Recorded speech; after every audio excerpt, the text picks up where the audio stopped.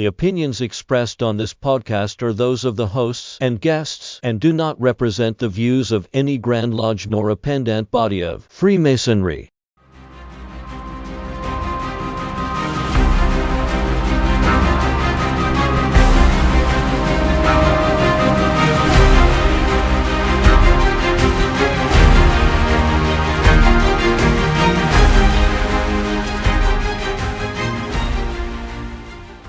Hello, everyone, and welcome to the Masonic Shelf Podcast, a once-a-month journey through some of the best in Masonic books and writings, and occasionally an interview with one of the authors. My name is Chris Williams. And my name is Brad Kohanke. And tonight's special guest is somebody that we've actually talked about quite a bit on the podcast before. Never dreamed we'd be able to have him as a guest, but it is the incomparable Pete Norman, and he is going to be presenting a paper that he has written entitled Whence Came the Saints John. It's a fascinating paper. I know you're going to love it. And without further ado, here is the Masonic Mythbuster himself. On a cold, rainy winter's day several years ago, I was inspired to do a bit of Masonic research and writing. As I pondered what I might want to research, I decided to just take the first question and answer that we teach every new entered apprentice, and that is, whence came you? And the answer to that in the Texas Catechism includes something about the Saints John of Jerusalem. And saints is plural because we know it refers to two different Saints John. Now, I've also discovered that there are some Grand Lodges that don't say saints plural. They simply say the Holy Saint John of Jerusalem. But the odd thing about them is that neither one of these saints is ever referred to as Saint John of Jerusalem. I have two different dictionaries of saints, which include over 50 different Saints John, but neither Saint John the Baptist nor Saint John the Evangelist is ever called Saint John of Jerusalem. Since neither of these two saints had ever had anything to do with stonemasonry, I wanted to know why and how and when these two Saints John entered a Masonic ritual and why they're called the Saints John of Jerusalem. What I found will probably surprise you and will destroy some of the old wives' tales that have been passed down from some of the more imaginative writers of the 19th century. In my research, I started with American Masonic ritual and worked my way backwards. The two Saints John were introduced into American Masonic ritual in 1808 by the early American Masonic ritualist Thomas Smith Webb, when he published his third edition of his Freemasons Monitor. Webb in turn borrowed the idea of two Saints John as patrons of Freemasonry from the 18th century English ritualist William Preston. Preston's Monitor, first published 1772, was later published in several other editions, and the 1801 edition was the most current one when Thomas Smith Webb published his 1808 Monitor. As you can see, the cover of Preston's Monitor includes the ridiculous symbol of the two parallel lines on either side of the circle. Preston's Masonic lectures evolved over time. His first lecture said that lodges were dedicated to the great architect of the universe. Then he changed that and had them dedicated to King Solomon. And then finally, he had them dedicated to the two Saints John. Although Preston introduced the idea of two Saints John as patrons of the English craft, we know that prior to Preston's work in the late 18th century, only one Saint John appeared in English Masonic catechisms. At this point, everyone may want to point out the legendary tale of the formation of the first Grand Lodge at the Goose and Gridiron Ale House, which allegedly occurred on St. John's Day, the 24th of June, 1717. Most assume that day was chosen because it was the feast of St. John the Baptist, and therefore he must have been the Freemasons' ancient patron. But the problem with that assumption is that St. John does not appear in the ancient legends and records of the craft found in the Gothic constitutions. I want to repeat that. No St. John appears in any of the Gothic constitutions. In fact, June the 24th was not a festival day peculiar to English Freemasons. It was a date that was observed by all the London guilds and all the merchant guilds and craft guilds throughout England. The reason the English guilds observed June the 24th was because it was Midsummer Day, one of the 4 quarter days in English law, and therefore a civil holiday. The 4 quarter days include March the 25th, the first day of the new year, the beginning of the English civil calendar. 3 months later, June the 24th, Midsummer Day. 3 months after that, September 29th is Michaelmas, and 3 months later, December 25th is Christmas. Notice that these 4 quarter days do not fall on the solstices and equinoxes, and they never have, as some overly enthusiastic Masonic writers have claimed. These quarter days were public holidays when rents were due, accounts were settled, school terms began, servants were hired, and salaries paid. As a holiday, June the 24th was a convenient day for an annual assembly and feast because many had the day off from work. But it wasn't long before the newly recruited members of the nobility found Midsummer Day to be an inconvenient time to be in London, as they preferred to spend the summer at their country estates. In the summer of 1725, the Grand Master, the Duke of Richmond, rather than conduct the annual assembly and feast on June the 24th, preferred to remain at his country estate, some 65 miles southwest of London, where he was busy playing cricket that summer. In spite of the fact that he was the Grand Master of the Grand Lodge, the Duke of Richmond was more dedicated to the game of cricket and was even considered the principal patron of the sport during that decade. So he demanded that the annual assembly and feast be moved from June to December. But the December quarter day was Christmas. So the annual assembly was moved 2 days to December 27th. As you can imagine, moving the annual assembly and feast 6 months from its traditional date in June to December offended many of the London Masons. But since the meeting and feast were held on December 27th, which coincidentally was another St. John's Day, that seems to have appeased at least some of the London brethren. The annual assembly and feast was held on December 27th again in 1727 and 1728. But subsequent Grand Masters completely abandoned both St. John's days and began to hold the annual assembly and feast on seemingly random days in January, March, and April, and even in early June. The tail was wagging the dog, and the Grand Masters were scheduling the annual assembly on whatever dates suited them. I wanted to know when St. John first appeared in English Masonic ritual. Reviewing over a dozen English rituals from the 18th century, I cannot find one that includes St. John of Jerusalem. I find the Lodge of St. John, Holy St. John, the Holy Lodge of St. John, the Right Worshipful Lodge dedicated to St. John, and so forth, but not one mention of St. John of Jerusalem. The earliest appearance of St. John in a Masonic context is found in a Masonic ritual about 2 decades before the Grand Lodge era.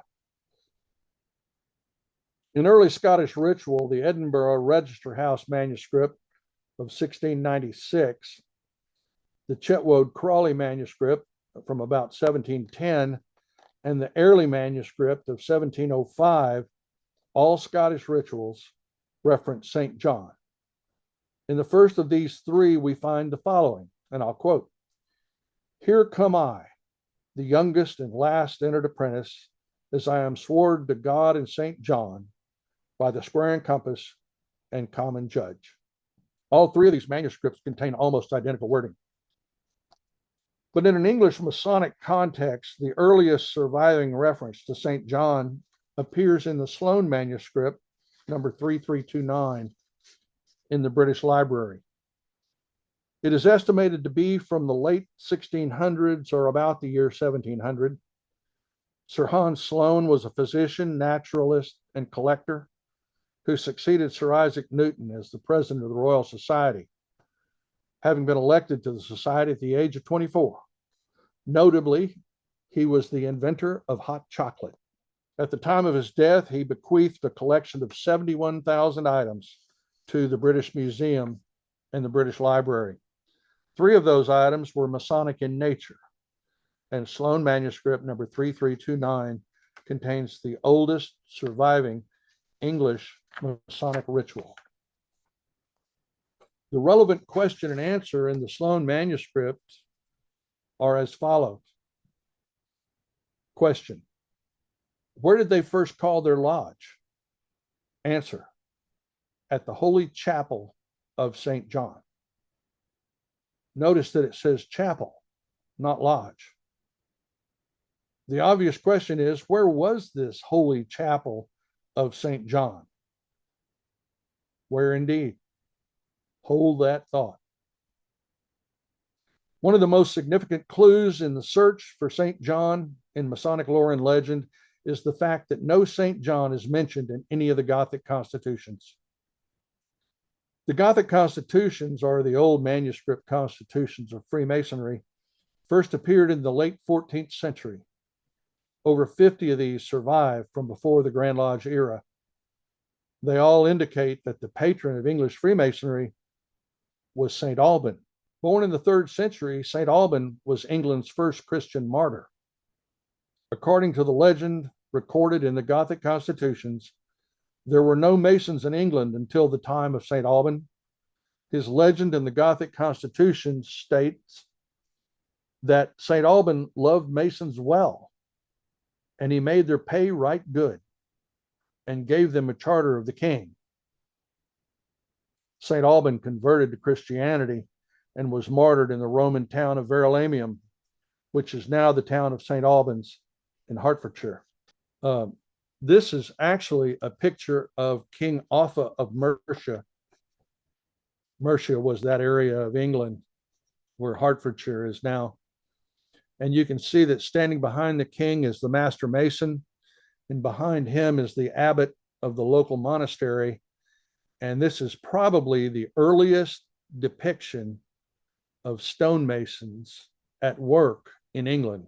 If St. Alban is recognized as the patron of English Freemasonry in all the old Gothic constitutions from the 14th century onward, then how and when did St. John usurp his position in Masonic tradition?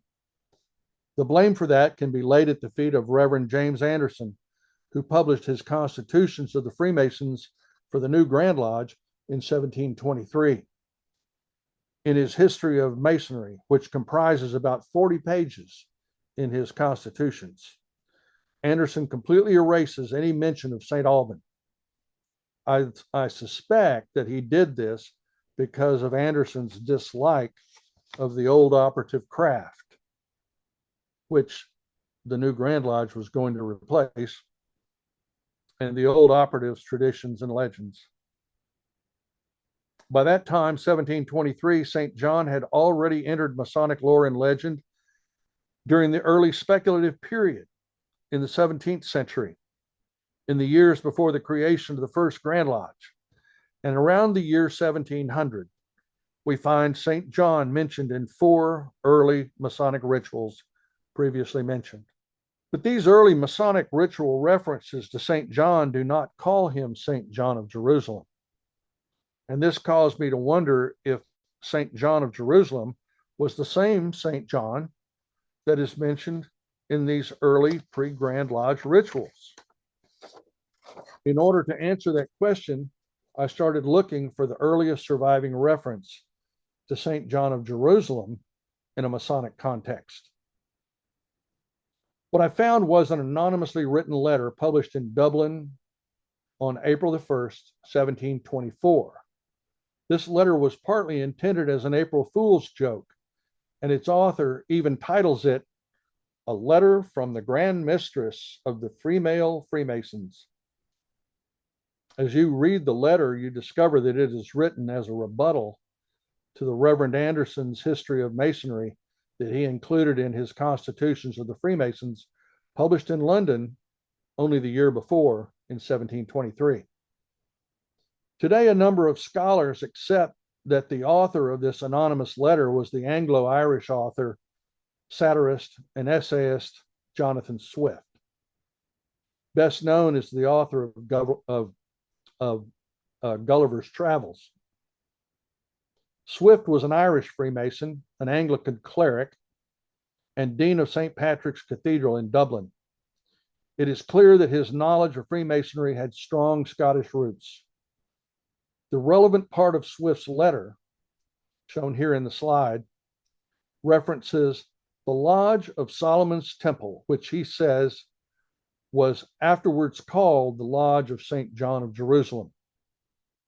The letter continues and credits the Knights of St. John of Jerusalem, down near the bottom of this slide. The letter continues and credits the Knights of St. John of Jerusalem with the creation of ancient Freemasonry.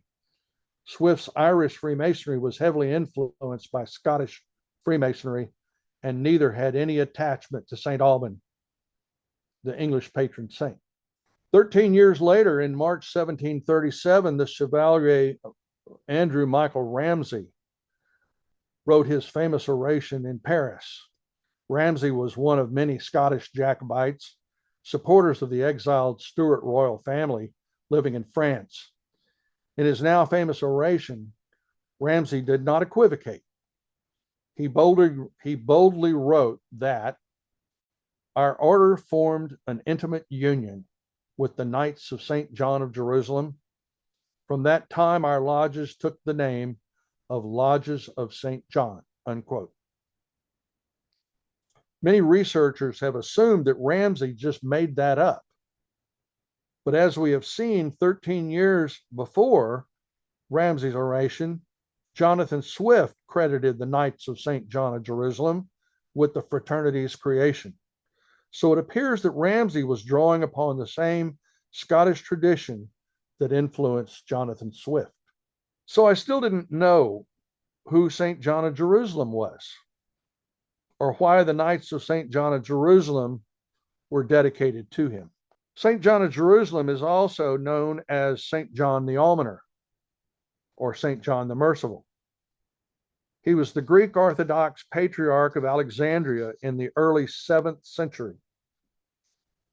I told you this wasn't going to go where you thought it would. In the early 7th century, when the Persians sacked Jerusalem, he provided money, food, and supplies for the refugees fleeing the city. As a result, in the 11th century, a church in Jerusalem's Christian quarter was restored and dedicated to him as St. John of Jerusalem. In the 11th century, before the First Crusade, merchants from Amalfi, Italy, founded a hospital for pilgrims attached to the Church of St. John of Jerusalem. This hospital was operated by a religious community from the adjacent monastery. In the year 1113, papal authorization was granted for the order of the Hospital of St. John of Jerusalem, which soon added its own now famous military arm, the Knights Hospitaller, or Knights of St. John. It was about this time or shortly after that members of the order seem to have forgotten their ancient patron, the 11th century St. John of Jerusalem, and assumed that their patron was St. John the Baptist, calling him St. John of Jerusalem. This change may have been instigated by the Pope, who would not have been in favor of a Byzantine saint. Having traced the name of St. John of Jerusalem to its source, its connection to Freemasonry can be traced forward in time. During the 12th century, the order employed large numbers of stonemasons to build dozens of castles and fortresses throughout the Holy Land. At the end of the 13th century, After the loss of the Holy Land of Muslim forces, the order moved its base of operations to the island of Cyprus and then to the island of Rhodes. Like in the Holy Land, the Knights of St. John of Jerusalem built many castles, fortresses, and commanderies along the coast of Anatolia, now Turkey, in Greece, throughout the Mediterranean, and in Western Europe, including the British Isles. In 1530, the order moved to the island of Malta. This slide now shows commanderies of the Knights of St. John in Europe. Although I knew that the Knights Hospitaller, the Knights of St. John, built castles and fortresses throughout the Holy Land, I didn't know where those stonemasons came from. Were those stonemasons imported from Turkey or Greece? Or were they imported from Western Europe, France, Italy, or the British Isles? This question sent me down a rabbit trail of research that took several weeks.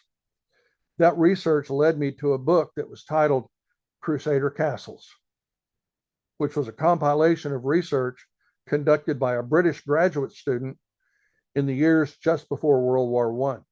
After spending 3 summers in France studying the construction of Crusader castles there, he went to the Middle East and traveled over 1,000 miles on foot or camelback in Ottoman Syria, Transjordan, Lebanon, and other parts of the Levant, where he was able to examine over 36 Crusader fortresses.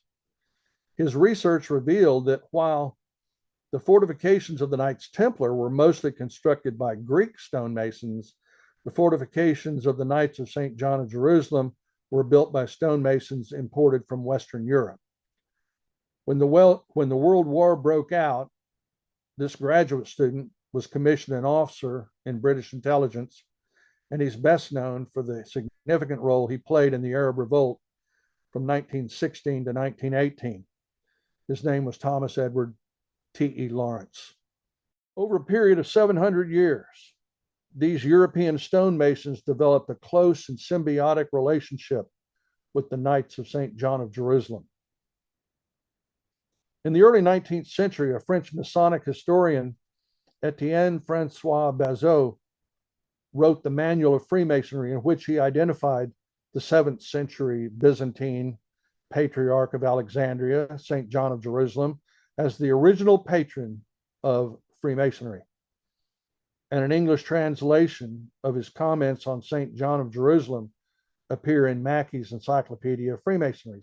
In the mid-1700s, the close connection between the fraternity and the Knights of St. John of Jerusalem was commemorated by the Lodge St. John of Jerusalem, the personal lodge of the French Grand Master, the Comte de Clermont. In 1761, when Etienne Morin took the high degrees to the French West Indies, his patent was signed by the officers of the Grand and Sovereign Lodge of St. John of Jerusalem, Orient of Paris. So the fraternity's connection to the Order of Knights of the Hospital of St. John of Jerusalem seems to have been well known in the 18th century. As we've seen, the Knights Hospitaller of St. John of Jerusalem began creating numerous preceptories, commanderies, and priories throughout continental Europe in the 12th century. But what about England and Britain? In the year 1140, the Grand Priory of the English tongue of the order was established at Clerkenwell, just outside the London city walls. And in this map, you can see the village of Clerkenwell in pink in the upper left, just to the north and east of London. By 1154, the order had 9 houses in England, and the Grand Priory at Clerkenwell was the head of the order in Britain and Ireland. By the middle of the 14th century, the order in England, Ireland, and Scotland had grown to 77 commanderies. The Clerkenwell Priory's Chapel of St. John was consecrated in 1185 by Heraclius, Patriarch of Jerusalem. Was this the chapel of St. John mentioned in the Catechism of the Sloan manuscript? 2 years later, in 1187, back in Jerusalem, he was present at the fall of Jerusalem to the Saracen armies under Saladin, Sultan of Syria and Egypt. And in this map, you can see the layout of the Clerkenwell Priory, with the southern entrance on the top right and the inner precinct and the majority of its buildings on the left of the map. Here at the Clerkenwell Priory, the Knights of St. John of Jerusalem remained for 400 years. Then in 1540, during the Protestant Reformation, King Henry VIII forced the priory to close, confiscating its property, arresting, torturing, and executing a number of the senior knights, and the rest of the knights left for France or Malta.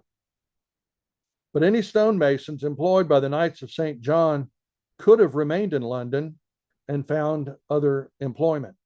This is what the Clerkenwell Priory looked like in the 1600s, a century after it was closed by Henry VIII. The main entrance to the priory's inner precinct was through a large fortified gatehouse known as St. John's Gate. Today, St. John's Gate is one of the more prominent surviving relics of the old Clerkenwell Priory, built in the form of a large barbican, a fortified gatehouse, several stories tall. It was large enough to have several floors in its 2 square towers and a room over the archway. And you can see the window of that room in this picture. This larger room later served as a meeting place for early Masonic lodges, although no records survive. A time immemorial lodge of accepted Freemasons probably met there as early as the mid-1600s. In 1887, past Grand Master H. Smith of Vermont returned from a visit to London and described his visit to the lodge room in St. John's Gate. He wrote, and I'll quote, "In London is the most interesting lodge room in the world, the Lodge of St. John of Jerusalem, over Clerkenwell Gate, or the Barbican of St. John. It originally belonged to the Knights of St. John. To reach the lodge room, one must enter a tavern and pass upstairs through a long and narrow passage and up a dark, winding stairs, so narrow and steep as to allow the passage of but one person into a very small room, and thence into the lodge room." Unquote. In these 2 photos, you can see the winding stair from the ground floor to the second floor, and a large room over the gateway arch as it appears today. But if the Knights of St. John of Jerusalem were forced out of England in 1540, then the connection between the Knights of St. John and early accepted Freemasonry appears to have been preserved in London by oral tradition among those St. John Masons who remained in London. The earliest records we have of accepted Freemasonry are from the year 1620, although it may have begun decades before that. A connection between the Knights of St. John and the fraternity of accepted Freemasons is found in a tantalizing clue provided by the 18th century German Masonic historians Gotthold Lessing and Johann Buhl, who wrote of an oral tradition that in 1603, after the death of Queen Elizabeth, Knights of St. John accompanied King James VI from Scotland and, quote, held assemblies at the Priory of St. John in Clerkenwell, unquote, which later, quote, amalgamated with the Masonic fraternity, unquote.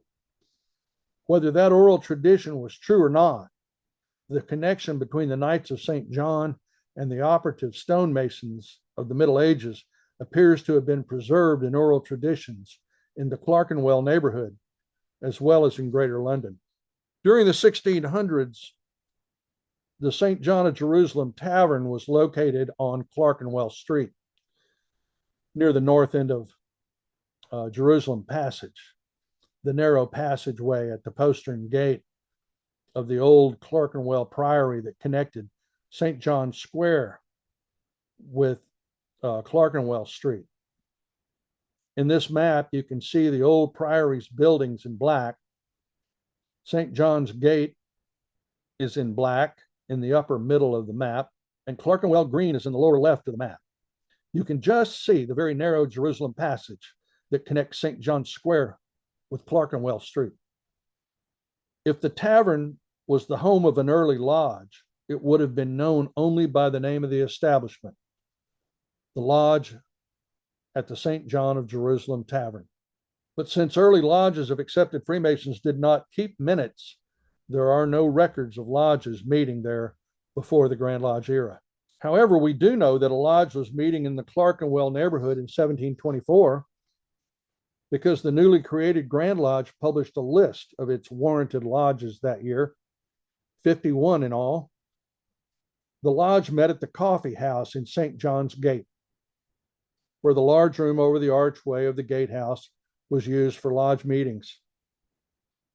Since early lodges did not keep minutes, there are no records to indicate where this lodge met before 1724. But undoubtedly, it would have been somewhere in the Clerkenwell neighborhood, probably at the St. John of Jerusalem Tavern on Clerkenwell Street. We know that accepted Freemasons had been conducting lodge meetings throughout England since the early 1600s, if not before.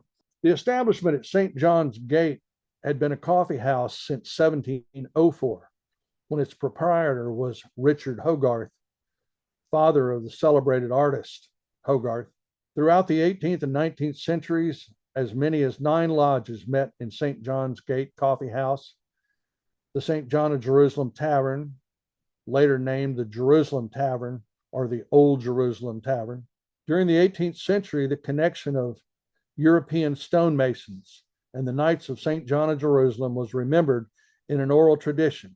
We have seen that oral tradition commemorated in the writings of Jonathan Swift in 1724, in Chevalier Ramsay's oration in 1737, in the French Grand Master's Lodge, St. John of Jerusalem in Paris, and in the lodge at the St. John of Jerusalem Tavern in Clerkenwell. But I wanted to know if there was any further evidence that would indicate the Clerkenwell Priory was the source of the St. John of Jerusalem tradition that is found later in Masonic ritual. I found that evidence in the description of the Scald Miserable Masons.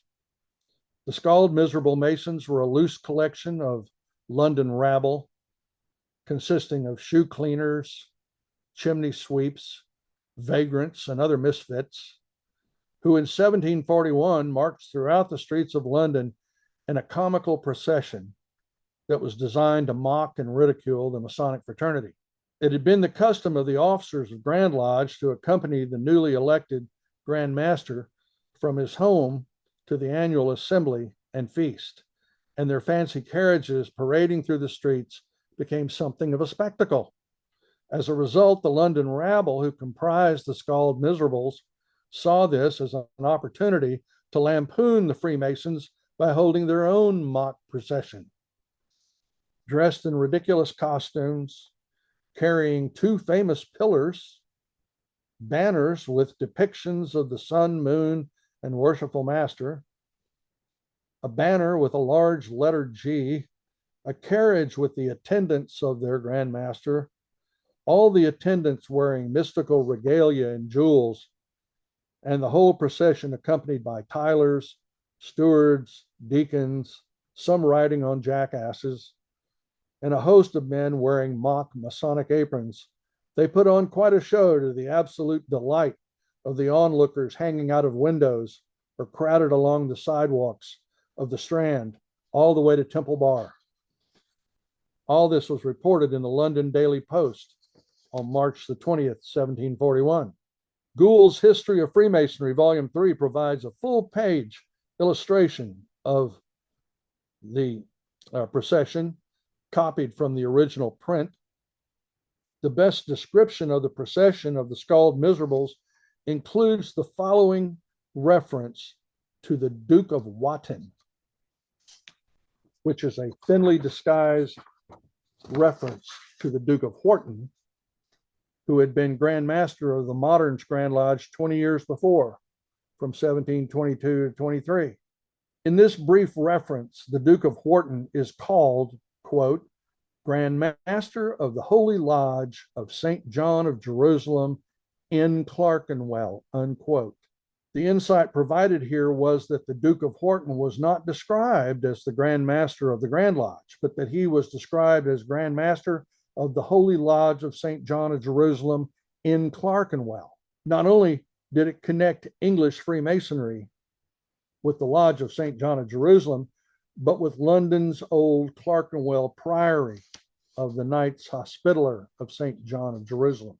Taken in total, all these references that I have shown you, including that of the Chapel of St. John in the Sloan manuscript, the statement in Etienne Bazot's Manual of Freemasonry, the reference by the German historians Lessing and Buell to the Knights of St. John who accompanied King James from Scotland, the record of the early lodge that met at St. John's Gate Coffee House, the cryptic letter by Jonathan Swift in 1724, Chevalier Ramsay's oration written in Paris in 1737, all indicate that in the minds of 18th century Londoners, as well as Masons in Scotland, Ireland, and on the continent, there was a well-known tradition of a connection between the operative stonemasons and the crusading order of Knights Hospitaller of St. John of Jerusalem. Finally, in 1741, the description of the Duke of Wharton in the engraving, The Scald Miserables, ties that oral tradition to the Clerkenwell Priory of the Knights of St. John of Jerusalem.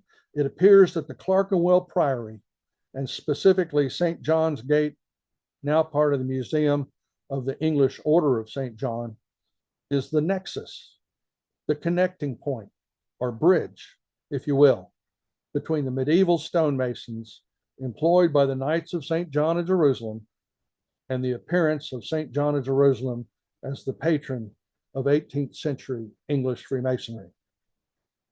And neither St. John the Baptist nor St. John the Evangelist had any part in that history. Well, everybody, you can see why we chose to have Pete read the paper himself instead of Chris and I just going through it and trying to recount what it is that he wrote. It's a much more impactful presentation when Pete provides it himself. We appreciate you doing that, Pete. We do have a couple of questions for you. The first question I have is during the course of your research on this topic, what was the thing that surprised you the most? I was really excited to find the reference by Jonathan Swift. And honestly, truthfully, I had read that before, not looking for St. John of Jerusalem. But when I was looking for the earliest reference to St. John of Jerusalem in a Masonic context, that's what I ended up with. Now, you can imagine I had to go through a lot of books. And for all I know, there's another earlier Masonic reference prior to 1724, but I don't know where it is. If there is one, I'd be happy to amend my paper if somebody could let me know. But that was exciting. And the fact that both he and Chevalier Ramsay came from a Scottish background, that tells me that there was a survival of that story in Scotland. But to be truthful, the story of the connection between Freemasonry and the Knights of St. John of Jerusalem survived in London as well. And we see that from the inscription on the print of the Scald Miserables from 1741, right? And that was written by non-Masons. So that means that the man on the street in London that was not a Mason knew that there was some kind of connection between the Clerkenwell Priory of the Knights of St. John and the Freemasons. So that was exciting. The other exciting thing was when I got the book, Crusader Castles, I was trying to see if there was any evidence that the castles built in the Middle East, in the Holy Land, were built by European stonemasons or by local stonemasons or stonemasons from Turkey or Greece or whatever. And so I bought that book and waited. And of course, it finally came. Amazon delivered it 10 days later. And I tore it open and started going through it and discovered that all this research that had been done by this British graduate student, it was T.E. Lawrence of Arabia. That's the whole reason he was in Arabia. That's why he knew Arabia like the back of his hand, was because he'd already been doing research there for a couple of years. So that was fascinating. And then also discovering that St. John of Jerusalem was a 7th century Byzantine patriarch of Alexandria, Egypt. That's who St. John of Jerusalem was. That was fascinating. So there's a lot of surprises along the way. So going back to Ramsey's oration, he's been ridiculed since the time of the oration for some of the things that he said at the time. Do you think that now, having done your own research, that maybe some of that ridicule was unjustified? Sure. I'd have to go back and read over everything he said, but his claim that we descended from the Crusader Knights is spot on. I mean, who do you think built all those? I mean, if you've ever just Google Crusader forts in the Holy Land, and look at those magnificent forts, especially Croix de Chevalier. Those weren't built by knights. Yeah. Knights had another job, right? They imported stonemasons, and the stonemasons that worked for the Knights of St. John really had a symbiotic relationship with the knights, because if the fort got attacked, the knights were inside the fort with them. If the enemy got in, they'd die right alongside the knights. So they had a symbiotic relationship, and the knights took them with them as they spread out throughout the Mediterranean. The Knights of St. John went from being horseback knights in the Holy Land to being seagoing knights. The Knights of St. John of Jerusalem, the Knights Hospitaller, throughout the majority of their existence, were seagoing knights in the Mediterranean rather than knights on horseback. That's not to say they couldn't ride horses, and it's not to say they didn't have horses. They certainly did, especially on the continent in France and England and wherever else they were. But for the most part, their fame came from their seagoing characteristics. But they took the stonemasons with them. Who built all the fortifications at Malta? Those weren't built by carpenters. They were built by stonemasons. Since you've written this paper, and I know you've given it a number of times, have you gotten any pushback or negativity from members of the craft concerning this, or anything in that respect? Not really. The most disappointing thing to me was that I gave a similar paper, not the exact same paper, but I gave this talk at my mother lodge here in College Station. And a couple of months later, somebody hung pictures of the two Saints John in our lodge room. And it was like, are you kidding me? I mean, did you sleep through my presentation? And there's actually a Grand Lodge rule against hanging pictures of anyone in the lodge room other than past masters or something. I'd have to go back and read it, but I don't think you're supposed to hang pictures of the two Saints John in your lodge room. They weren't there that night when you gave the paper. I apparently not. Do you think that the whole incorporation of the Holy Saints John of Jerusalem, that whole story and how it came to pass and everything, is there any does it have any effect on the craft as a whole? I mean, is there enough brothers or anywhere that know enough about it that might cause any kind of a problem that you can think of? Well, except for the fact that every entered apprentice, when he learns the answer to the very first question, always stops and says, "Wait a minute, what, what, why the Holy Saints John? Where do they come from? They're not in the ritual. They're not anywhere. They're not mentioned anywhere in our ritual other than when they've been stuck in there. They have nothing to do with stonemasons or stonemason. I mean, St. John the Baptist, bless his heart, got his head chopped off, spent his whole life living out in the wilderness, wearing animal skins, right? He wasn't a stonemason.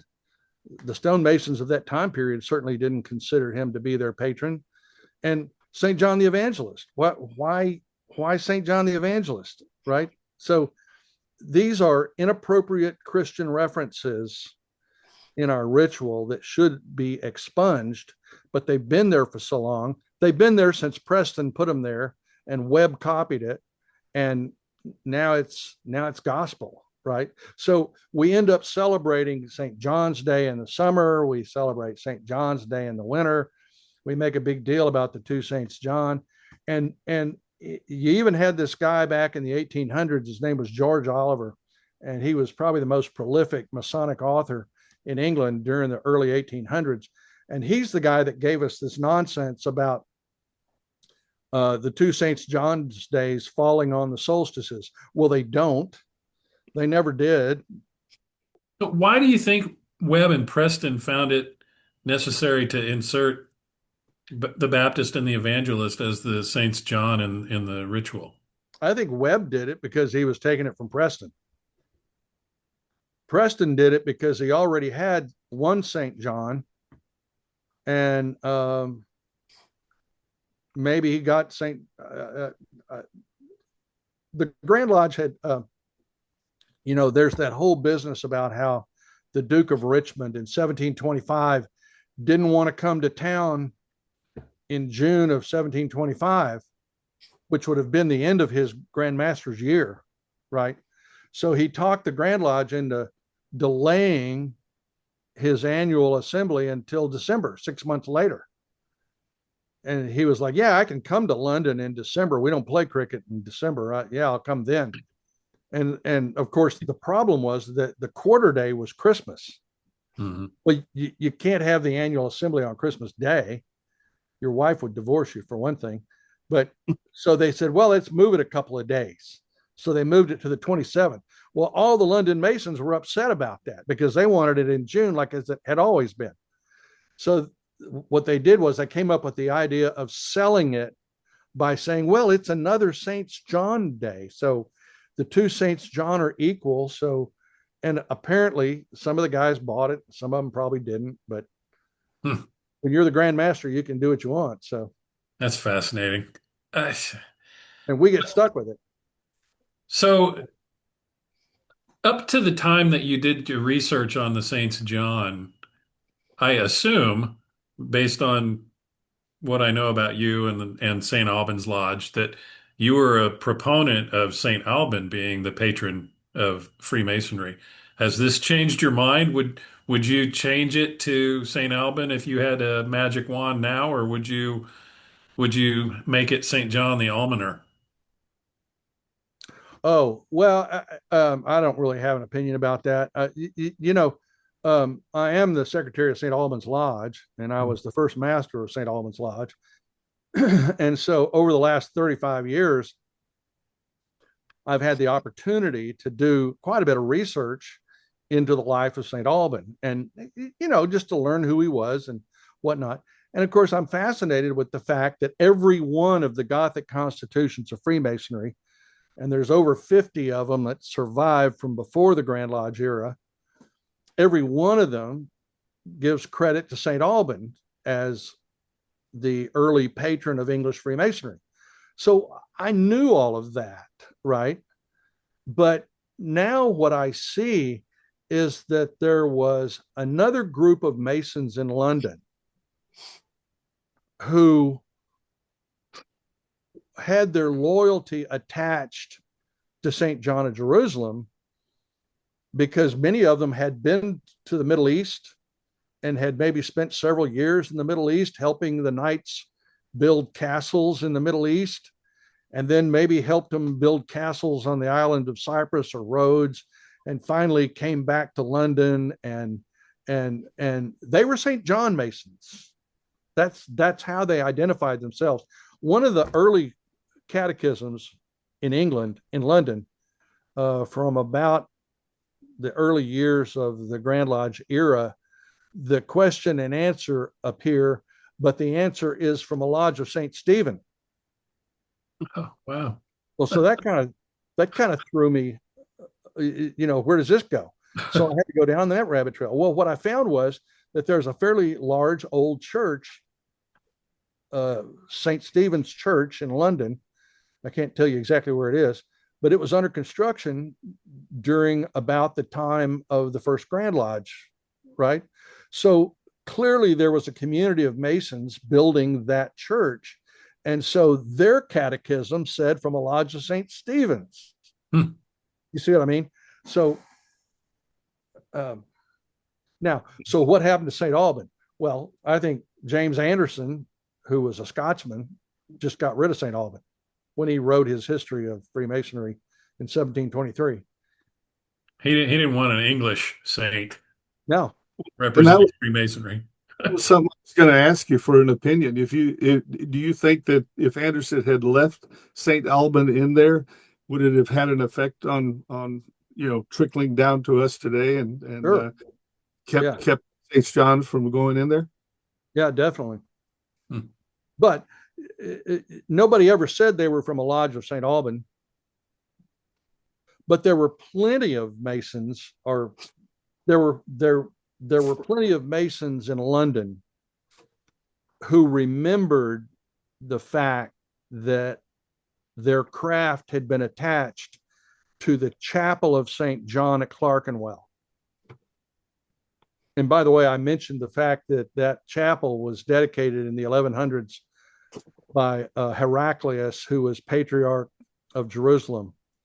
If you ever see the movie Kingdom of Heaven, Love that movie. That's who the Patriarch of Jerusalem is. Yeah. You remember, he's the one that says we can get out of here, and Balian said, "You've taught me a lot about religion." But Heraclius had come to London to raise money and arms and men for the next crusade. That's why he was there. So he was able to dedicate the chapel of St. John at Clerkenwell before he returned to Jerusalem to watch it fall to the Muslim horde. Anyway. So speaking of Clerkenwell, the idea that Henry VIII closed that priory and disbanded and tortured and killed even some of the knights and drove them out of town, but the Masons stuck around. I'm shocked that they were able to maintain that connection to St. John orally for hundreds of years. Well, the priory remained. There's that picture in one of the slides from 1661, thereabouts, that it's slide number 27, if you can pull it up. That's what the priory looked like in 1661. That's a hand drawing, obviously.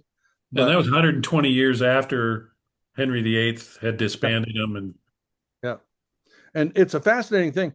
During the late 1500s, after the priory had been closed, those buildings were given to the Master of Revels.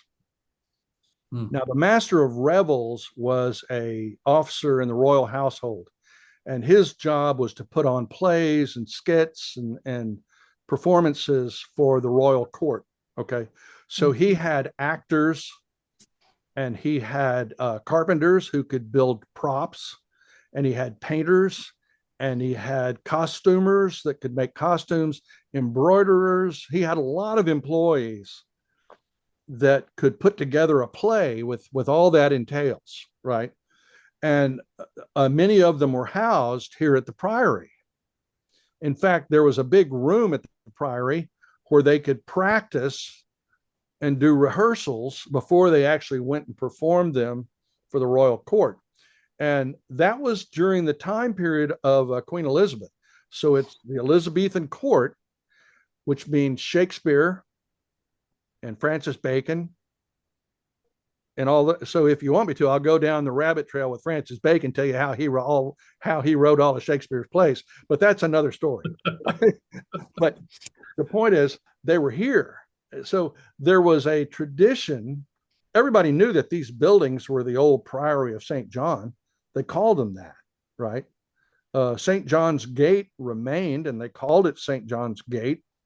The middle of the Priory area was called St. John's Square. The street that went through St. John's Gate was called St. John's Lane. Everybody was aware of what the Priory was and had been, even to this day.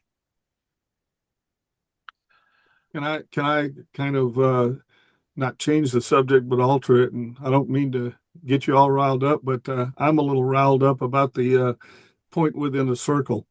Yeah, that was going to be my next question too. I don't know if I'll ever look at it the same way again, and it's all your fault. let me read you something. This is what Coyle had to say about it. Well, I can't read the whole article, but some say that the circle is a symbol of deity, and some say the point within the circle, that the point within is that symbol. Many people have attributed magical properties to the circle, and it was a practice among the superstitious to draw a circle, real or imaginary, around any object to protect it from harm. Before long, the investigator encounters the phallic worship idea that the circle represents the female generative organ, and blah, blah, blah. But why the two parallel lines? This may be another example where the ritualists had two symbols. They had two symbols which they could not explain, but combining them, they had but one that they could not explain. Exactly. And we've heard so many interpretations and definitions of the point within a circle. It's absolutely crazy. Yeah. Someone has likened the circle to the zodiac and stated that in going through the annual belt of the constellations, we come to St. John the Baptist Day and then St. John the Evangelist Day, and hence the two saints are referred to as the two great parallels. St. John the Baptist as one parallel and the Gospels as the other. With each reworking or revision, this symbol seems to have become more obscure as to its meaning, but in the United States, it is an inappropriate Christian emblem in craft masonry. I agree. Coyle tears it up pretty bad. Yeah, I remember you and I talking about that when we discussed the paper early on in this planning session, and I went and got that encyclopedia from Coyle and looked it up based on your recommendation, and he does. He has no love lost for that symbol. Coyle doesn't pull any punches, though. The only other one was, in fact, as I was thinking about this, what other red flag myth is on your radar? Do you have any more that are on your radar that you're looking at or pointing your cannon at? Well, no, not really. And let me defend myself. I wasn't trying to tear down the Saints John. I was just curious where they came from, or how they got into Masonic ritual. Because to me, and I've been thinking about this since 1978 when I was initiated, but from 1978 forward, I've always wondered what the heck, why are the two Saints John? It just didn't seem to make any sense And so, like I said, it was just a cold, rainy day in February. And I was sitting here with a hot cup of coffee, and I wanted to do some Masonic research. I wanted to get 12 books laid out around me where each one had, I used Kleenexes for bookmarks, but I wanted to do some research and writing. And I just thought, okay, well, I'll just start with that first question and answer. And I will go where the evidence takes me. I will let the evidence lead me. And that's what happened.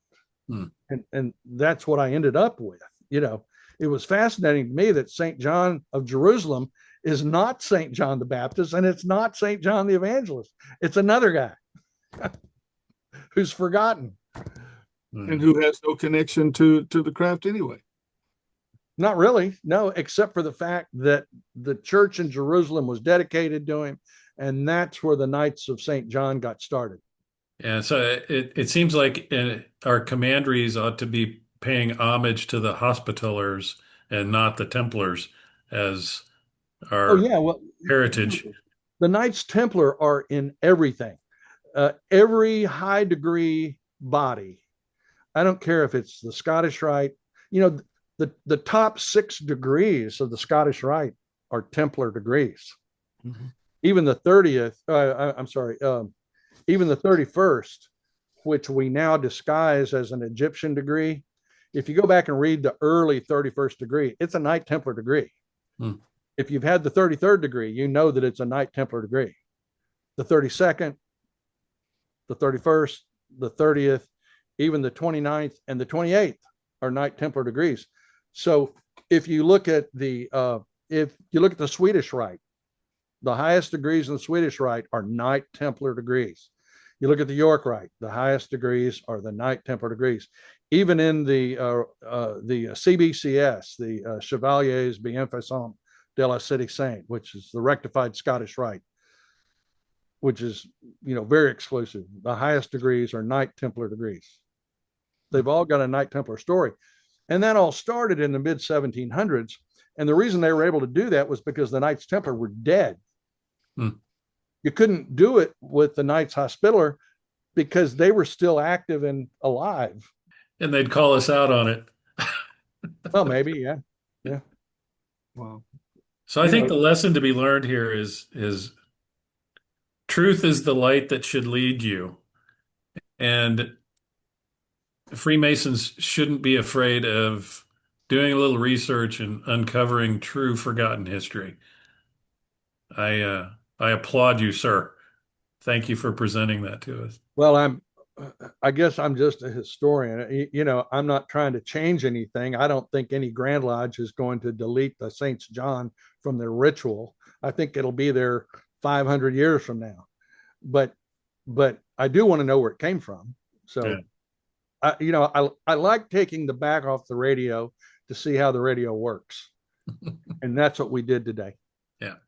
I love the fact that now we know who St. John really is. And although he may never be inserted into the ritual or into the symbolism of, Freemasonry, at least the guys that read your paper and listen to your presentation or saw this show, that guy's not forgotten anymore, So I think that's cool. That's important. So that will wrap up another episode of the Masonic Shelf. We appreciate you listening, and do look for the next episode next month. And until then, keep reading.